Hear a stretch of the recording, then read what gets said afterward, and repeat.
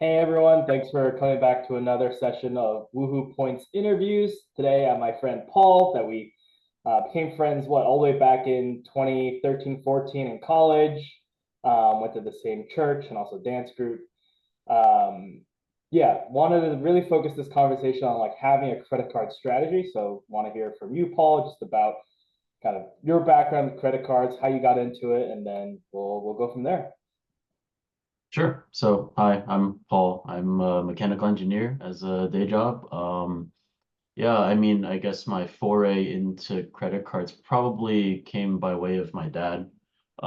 He's just like really big on, financial literacy and stability. He's really about that. So he actually forced me to get my first credit card back when I was in high school. Well, And what was it? it was just a Discover student card.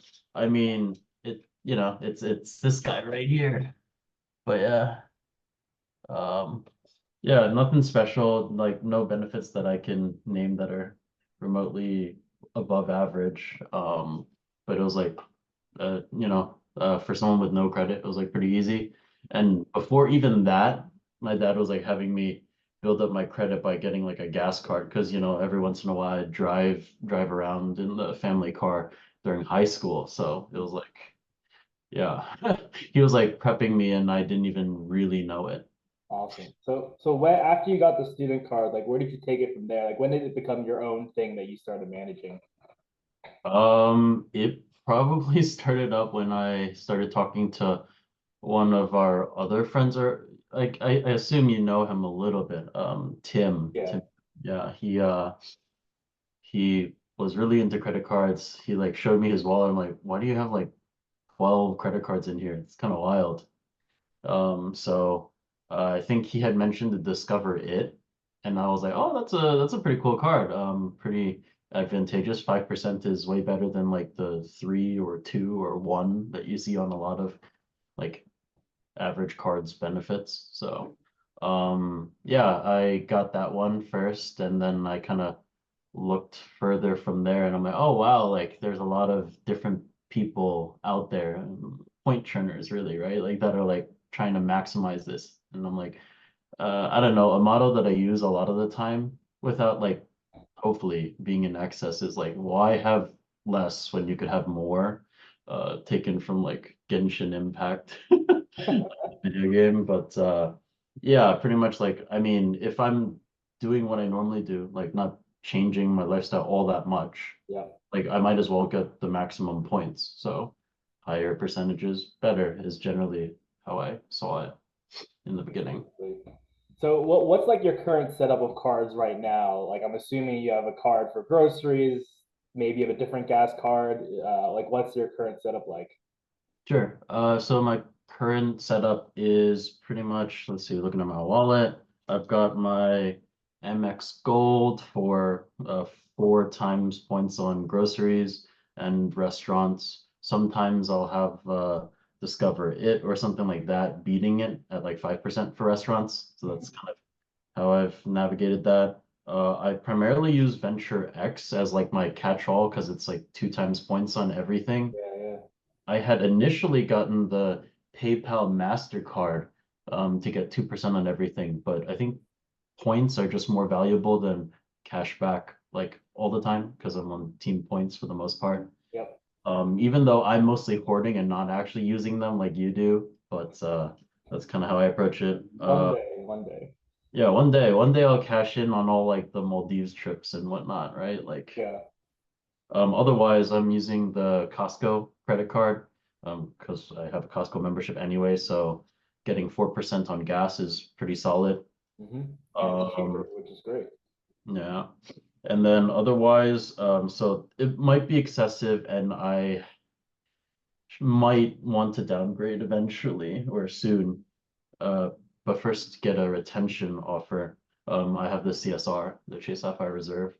Yeah. So that was actually like I think maybe like the third or fourth card that I got. Like I completely skipped the preferred. Like I just started with that, and I think that's better. back then it was a reasonable choice. And I don't know. I've had it for a few years, wondering if I should downgrade it, but yeah, that's Yeah, another. I got the Chase Sapphire Reserve again last August, but this August I'm gonna downgrade it again to the Chase Sapphire Preferred. I have a hack that I'll leave in the comments or whatever, but if you use the $300 travel credit first in your next year, but then downgrade the card, you're gonna get that 550 annual fee back, but then $300 travel credits. It's a pretty easy way to just profit. So Yeah, I've heard of that one. I meant to do that. That's kind of why I'm like, oh, I should downgrade and use yeah, the 300 travel credit first. Just life gets busy and I forget. yeah. And I guess for viewers, you have 30 days to kind of do this to get the full annual feedback, or otherwise it's prorated. So if you're thinking about this, let Woohoo Group know. But cool. You have all these different credit cards. You kind of optimize your spending. Obviously, kind of the dining groceries are probably most people's spend. Why is it important to kind of have the strategy or optimization? Well, I mean, per my the phrase, why have less when you can have more, right? I mean, I think optimization is important. Like, if you want to enjoy some of the more fun things in life, there are a lot of opportunities to do so. Like redemptions for points, but like with multipliers. So it's not just one to one, right? Like flat, cash back kind of route is fine if you want to keep it simple. But sometimes I try to min max like my life. So Yeah, in this case, I'm like, oh shoot, okay, I get 5% here, but then what if I get this offer and that offer? Like, and then I start stacking things up, right, with all the various rewards programs, like yeah. Yo, hotel. tell me about this. Like, what's your biggest stack that you ever had, like getting your points back? I don't even, I don't know. I've made, I, I don't think I go quite as hard as you do. So, I mean, Oh, whatever you've done, I'm sure other people love to hear. I don't know. Probably the best is just like the 10 times points through like CSR booking travel and then like I guess like stacking on like the points I get through the airline rewards. So it's like not very complex. Yeah, but But every little bit counts, I think, in this game. yeah. Cool. So specifically though, I wanted to bring up kind of Chase's 524 rule, because generally, people will see advertisements for a credit card here and there, like, oh, that looks so cool, I should get it, or this gives me a free hotel night, whatnot. But the problem is you might not be able to qualify for certain cards, or if you get this card, you'll be locked out of another card. So wondering just if you could tell the viewers just what is Chase's 524 rule specifically, but also just any other things you've heard in terms of strategy or other rules that banks have. Yeah, so as far as I understand the Chase 524 rule, it's kind of like I don't know if it's explicitly stated or maybe it's unsaid I that think like it's if you upset, yeah. yeah, if you've opened up like 5 credit cards within the past 24 months, like Chase will just instantly like deny you. Yeah. Yeah. And then what's helpful though is that business cards don't count for 524. So to get a Chase business card, you have to be under 524 to get it. But if every additional card you get doesn't affect the 524, it's only personal. There's also another rule. Have you heard of the new Amex pathway restrictions?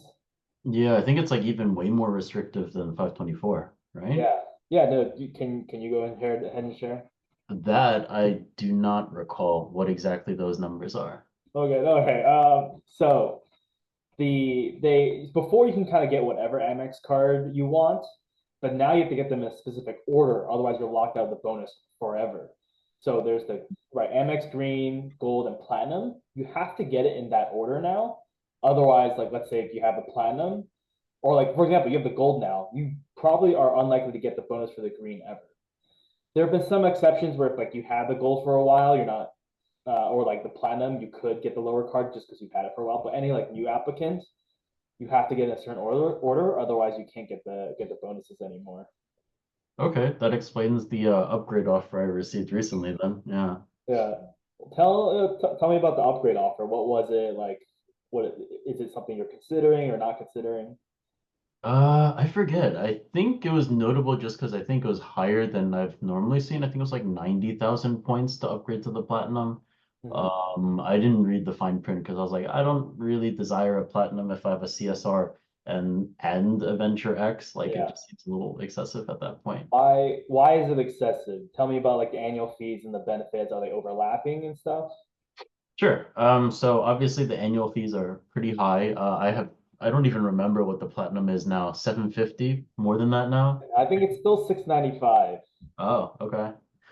Yeah, so I mean it's pretty steep. Some people call it like the coupon book of benefits, and I'm like, that's cool, but I don't need to like, get all these coupons for these. A lot of services I don't use, like I don't go to what Saks on Fifth Avenue or whatever. I don't have like a Peloton prescription Yeah. subscription. So I mean, what with the Venture X having its I forget how much. It's like 395. 395. Okay. Yeah, 395. And then the CSR, what at 550? Like that's a lot. So I mean, I'm just like kind of making it work by getting the travel credits through the Venture X and the CSR, like respectively. And then just like racking up the points and I think taking advantage of Lyft here or there. Mm-hmm. And then Because Lyft gives you 10x back, right, on the CSR. yeah, and it's nice because for work travel I end up using my CSR. So Smart. get 10% back. It's not bad. Um so yeah, I mean having a third card would just, kind of be unnecessary because I don't think I'd be able to utilize all the coupons to actually make it worth it. And if Yeah. I forget, it's a hefty cost. Yeah. So you're doing this analysis that I think a lot of people aren't. They're just going for the MX Platinum and not realizing all the fees. You have at least three cards with annual fees: the CSR 550, the Capital One Venture X at 395, and the Amex Gold at 250. Do you have other cards with annual fees? Let me see.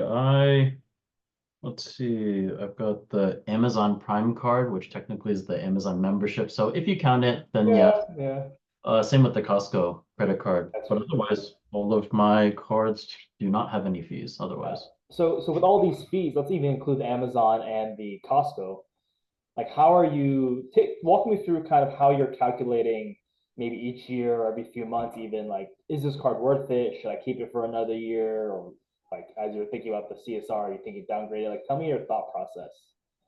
Sure. I'll just kind of run through each and every card then.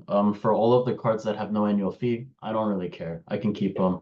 It doesn't hurt. To cancel it might even hurt my credit score a little. I have enough credit lines where it's probably fine though, so I'm not concerned. If they like send me a letter for inactivity, then maybe I'll use it once and then go back to not using the cards I don't need to. So that's how I see that. Costco credit card. I mean, I have a Costco membership. I frequent Costco. So it just seems worth it because 4% is one of the higher percentages on cards for gas. Mhm. Um, and I mean, yeah, if I have a Costco membership, it's like, yeah, the cost is there. Yeah. Similar story with Amazon Prime. For the most part, if I have Prime already, then the card just makes sense. 5% on Amazon always, it's pretty good. It's like the one of the better ones, right? I don't know if you know of any. Yeah. My gripe with the Amazon card is like you can get 5% back on Amazon just by buying gift cards with almost any other card. Hmm. That's what I do. I don't have an Amazon card, and then that's only cash back versus points, right? Like I can take my Chase Ink Cash 5x back on office supply stores like Staple and Office Depot cards, even MX Gold at 4x for groceries, but other cards I get 5x on groceries or more. That's how I kind of fund my Amazon balance. But I know some people don't like doing that extra step, but for me, it's worth the points over the cash back. Yeah, that's fair. If I were maximizing and putting in a little more effort, I think I'd probably do something similar. Like I've gotten Amazon gift cards through other cards just to get the percentage, but Exactly. otherwise, I find the Amazon card reasonable enough. Like a flat 5%, whenever I do buy from Amazon. It's simple for that reason. So. Yeah, with the Venture X, I mean, I usually take like one or two trips, like personally, like, so I can usually get, um, the the Venture X and CSR travel credits. I mean, Venture X, like, I mean, it's one of the hot cards of the past few years, right? Because like you can effectively make $5. Yeah, break that down for me. Break it down. Oh shoot. Okay, you're the Yeah, guru, it's a but $395 annual fee, but then what does it come with? so I believe there's the $200 travel credit, and then there's the $100 annual credit that you get after the first year for just being a customer. Yeah, Um, so yeah, you get the $300 travel credit, and then yeah, you get 10,000 points per year, anniversary points, which can be converted directly to statement credit as $100, or again with points, even more value. yeah, and then there's what you get priority pass access, which is nice, and you get I think one of those travel waiver effectively like Yeah, free the global entry. Yep. entry or I think clear actually too. No, clear. Oh, Oh, no, only Amex cards have cleared. okay. Yeah, so I mean, it makes sense for that reason, like you can get there. I forget if it at one point had like Five Guys, like $5 credit or something. That one of the other ones, Yeah, but when they first launched, they also had I think a $200 Airbnb credit, which is like really nice too. yeah, that was nice too. Yeah. So CSR similar story. I think they have higher travel credit and it also counts for I think it counts gas and like tolls Yeah, and it's still three hundred meters too. dollars, but yeah, it's more flexible because you don't have to use it through their travel portal. Yeah, which is pretty cool. Yeah. Are you using like the monthly DoorDash and Instacart credits too? I'm using DoorDash from time to time. Yeah, I mean, I'm kind of partly like against DoorDash here and there just because I'm like, oh, it's expensive. And I It mean, is. as a guy who's always fiending for value, I'm like, if I pay a delivery fee, then I might as well just drive over and not pay it. And Yeah. it takes me like 5 extra minutes.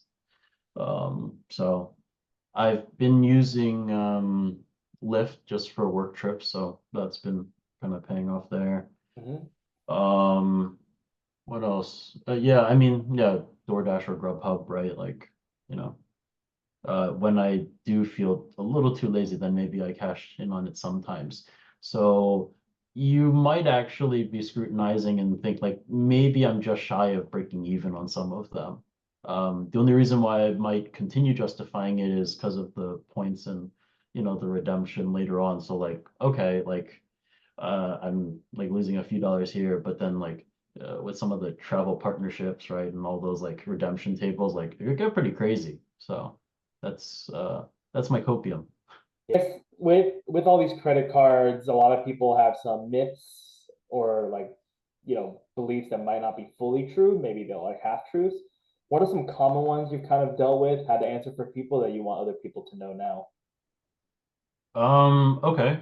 Common myths. Hmm. Well, I don't know if it's quite like a myth, but I mean, I feel like a lot of people are overly scared with like annual fees. And Hmm. if you plan it out, and I don't think you even need to put in too much effort. Like you could, break even on some of like the cheaper cards. Like if it's like, oh, a $95 fee, like I think that's pretty reasonable, right? Like the CSP, right? Like you can make it work. I guess a lot of people I've met and talked to are kind of afraid of like applying to credit cards. They're like, oh, I got to think really hard about it. And I think that's partly true, right? You don't want to just like, I guess, commit to something financially and not think through it. But um, if you're not a churner, I don't think you have to worry too much. Like experientially, like I think I applied to like three cards in the span of 3 months. So I was like, wow, I'm like balling out or whatever. And I thought my credit score would go down a bit, but I was like, oh, it's a few points here or there. It's like a drop in the bucket. And maybe that's because I have as many credit lines as I do, and I've had as many years of credit as I do. Yeah. Um, but I think for the most part, like if you've had a credit card or two for a while, like I don't think you should be too scared about opening a credit card and having your credit score drop, especially when you don't even need your credit score for anything. What are you applying for a mortgage? In this day and age, I doubt it. So, yeah. Yeah, no, that's very helpful. Yeah, I think I was just talking to a client the other day. She just got one credit card and was encouraging her to go for the second.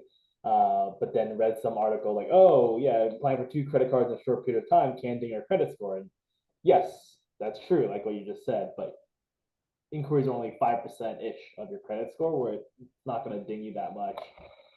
But no, I agree. Some people aren't as comfortable, and sometimes you just gotta do it and see. Again, excluding the mortgage piece. If you're buying a house soon, ignore what we just said.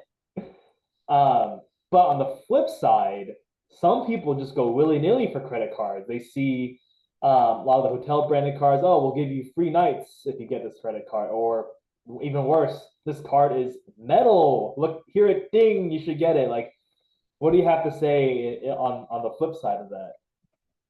I would say not to be too trigger happy. I mean, I think a lot of the card, like if you have like a solid travel card, right? Like that should be like your main go-to for a lot of like travel purchases. Like unless you're a churner and you're like constantly getting these sign-on bonuses, but I mean on the scale of things, right? Like with most things being worth most like high value ones being like somewhere between like 500 to $1,000 worth of points, right? I don't think you need to settle for less. I think there are enough products out there that you can apply for. So that's kind of my take on that. I mean, it also depends on like, your lifestyle. Like if you are always, flying American, maybe you can justify like using the American card. I think it like gives exclusive lounge access offer for Yeah, the the, most expensive one does. Yeah. yeah. So like, maybe that's nice if, you're flying away on American Airlines all the time or something. Or if, I don't know, IHG is like the hotel for you, maybe I could see it. But I would definitely think twice just because, well, I mean, a lot of these hotel cards like have fees anyways, right? And I'm like, at that point, like, is it actually netting me more than some of the travel cards? Like, I mean, I like the Ventrax a lot, right? Like, Yeah. is it better than that? Not really. Most of the time, no.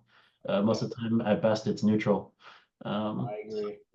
And then I know you've been on a kick about like I think shop cards, shop credit cards lately.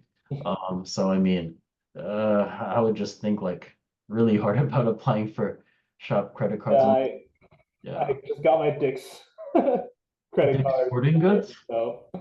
Oh God, Dick's Sporting Goods. Yeah. So that was what it for background on Instagram. If I got 38 likes for a certain video, I would get a store credit card for the most like comment, and someone said Dick's got the card, so now I'm gonna use this $30 reward bonus. But yeah, I agree. Like I would normally not want to do this at all. Dang, the trolls, man. Yeah, I mean, $30 in rewards is like nothing, dude. Yeah, so that's kind of yeah what I was saying, right, and what you're alluding to as well. Right, like these cards, like they have no value. Like yes, it's another credit line, but I mean that's nothing. Every credit card is another credit line. If it's $30, like why have 30 when you could have, I don't know, even 100, 200, 500? Like when I applied for my MX Gold, it was like 900 points effectively. Like this is a pretty solid offer. Yeah, $3, nothing. 10% off a purchase, like, I mean, how much are you spending, right? Like, are you exactly. spending like $10,000 right here on this one purchase? If so, then I guess usually not. So like maybe you could justify with like a very hefty Best Buy like appliance purchase, maybe. Yeah, But even then, so yeah. Even then, some other like the mainstream credit cards offer better protections and warranties than even the store card itself. So yeah, it's very rare reasoning to get a store credit card. Cool. So we talked about like strategy, not cards not to get, but if there are, what are some credit cards you're eyeing either, next month or even just in a couple of years when you think it'll fit your strategy? Even and it's because of the bonuses, the perks, whatever it is. Is there anything that comes to mind? Sure. I think overall I'm pretty comfortable with my setup. I don't have like the Chase trifecta or anything. I've like thought about it, whether or not I need it. Um, but I think for the most part I'm comfortable with my cards. Like the gold has its value. It's not a platinum, so it's not that expensive in comparison. The Venture X is the travel card I want. I've told you, I've considered like downgrading the CSR, Hmm. so that I, only have one travel credit card while still retaining like Chase points. Um, Otherwise, I mean, okay, I'm actually really curious. I've thought about it and I've like applied on the wait list or whatever for that Robinhood Gold credit card. I'm like, that's interesting. What, flat 3%? Yeah, Like, 3%. I mean, that's phenomenal. Like, I think there might be one other product that like requires you to join their credit union that gives that. So, I mean, Yeah. I'm always gonna be team points. So like take for example your Venture X 2% back when I redeem it for flights for Capital One points, just flights. I'm gonna get way more than 2% back, right? I'm at least gonna get two times of that. So at minimum it's 4% back. So if your team cash back, I think the Robinhood Gold card is a decent one, but you have to have Robinhood Gold. So even though it says no annual fee, it's like the Amazon card where like you're paying for a premier membership to get the free credit card. Um, so that it just really depends on your lifestyle and things like that. And then for me, I try to optimize when I'm not working. So when I'm working on sign up bonuses, it's always that because that's always going to be like 10, 12, 15% back. But I'm actually in a period right now where I'm not applying for any new credit cards just for other reasons. And I'm still getting way more than 3% on everything. So I mentioned we both had an MX Gold. So that's 4X on dining and groceries. One plug actually I'll put in for you and other viewers if this video is still updated. The Freedom Flex has a 10% grocery offer. hmm. Chase Freedom Flex, but like you can only find on incognito or different browsers. So I'm not going to put my referral, but that's lucrative, right? 10%. And then every year, Chase stacks with a grocery rotating category. So technically you're getting 14% back on groceries one quarter. Oh wow. So that's a 1 year promo, but I would highly recommend that, as an introductory year. But anyway, sorry. Uh, my point is the Robinhood Gold is decent with 3% cash back, but I again like points, and there's so many different ways to get 5x back on points on almost everything. So, for example, the Chase in Cash I mentioned earlier, it's 5% back at some office supply stores. Staples, Office Depot constantly run these promotions where you can get Visa or MasterCard fee-free gift cards. And so I can buy a bunch of those and use that for my everyday purchase, and I'm essentially getting 5% back in points on that. And then again, there's different promotions and ways to optimize the rotating categories. For example, the Freedom Flex is 5% back on Amazon this quarter. Amazon has a lot of gift cards. If you do that, you can get Uber, Lyft, or whatever. Um, and then finally, another reason why I'm stopping to apply for new cards is just because um, I do have a hotel card. I do stay at Hyatt's a lot. So I'm trying to reach a certain spend threshold to get a free night and then a qualifying night. So more complicated strategy, but my point is there's ways to get almost 5x back on everything.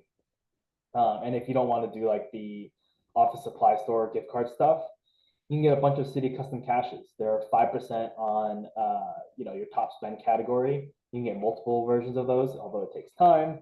So you get 5% on gas, 5% on groceries, 5% on dining, and especially if you have a player two,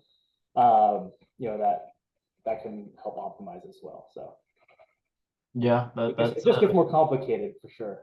that's a good one you mentioned. I had actually thought about the city custom cash just because, oh, okay, like 5% on, the one random thing that I do spend on more frequently that I don't have a card for. Yeah, for me Um, it's usually a gas card because it's a limit of $500 per month. hmm, I'm not spending $500 on gas each month, so that way I always know just use it for gas, always get 5%. yeah, that's fair. All right, I know we only got a couple minutes left. Any last words you want to share to my massive audience? Sure. Well, this is more for the beginner people, but make sure 100% of the time, if you're applying for a card, you have every intention of paying it back in full. If you're not paying your cards back in full, well, then, you really shouldn't be applying for credit cards. I mean, what financial crises of the past, like, should tell you that, yeah, buying things on credit and not paying it back and then having that bubble up, does not work. No, Um, that's a recipe for financial ruin. So. all that interest, yeah, kills all rewards and things like that. Yeah, and yeah, completely disregard any of those like cards that are like, oh yeah, look at how low the APR is. Like even if it's 0%, like you don't even want to play that game. That's a dangerous, slippery slope. So I don't know, that's one little tip I have for your viewers. Great. Thank you very much, Paul, again for taking the time. Yeah, it was fun. Thanks for having me. Great.